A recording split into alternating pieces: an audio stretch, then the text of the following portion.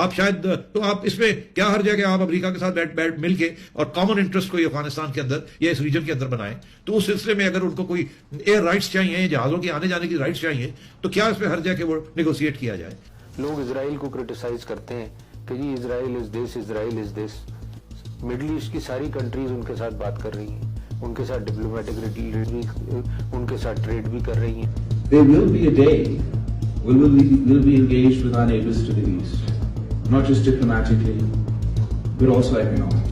I think you're right. I think an unstable society should not have that many nuclear weapons, and Pakistan's nuclear deterrence needs a better concept and better practice. آپ کو میں دنیا میں بہت سے ممالک گنا سکتا ہوں کہ جنہوں نے ہماری جتنی کرپشن کے باوجود ترقی کر لی ہے. ضروری ہے, کرپشن ہوتی ہے, پیسے کھائے جاتے ہیں, لیکن احتساب عوام کرتے ہیں. Beggars can't be choosers. Please understand that. ہمیں اپنی قوم کا پیٹ پالنا ہے, خدا کی قسم کھا کے. یہ سارے وینٹیلیٹر جو ہے نا یہ لگے ہوئے ہیں امریکہ کی مرضی سے لگے ہوئے ہیں. امریکہ چاہے تو یہ سارے کے سارے جو ہمیں جو اس وقت ڈرپس لگی ہوئی ہیں یا وینٹیلیٹر لگے ہوئے ہیں سارے کے سارے آف ہو جاتے ہیں.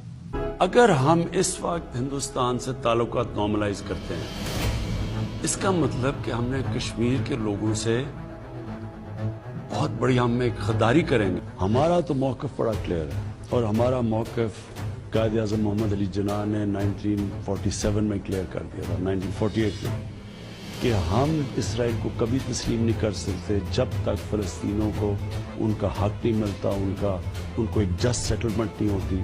Will you allow the American government to have CIA here in Pakistan to conduct cross-border counter-terrorism missions against Al-Qaeda, ISIS, or the Taliban? Absolutely not.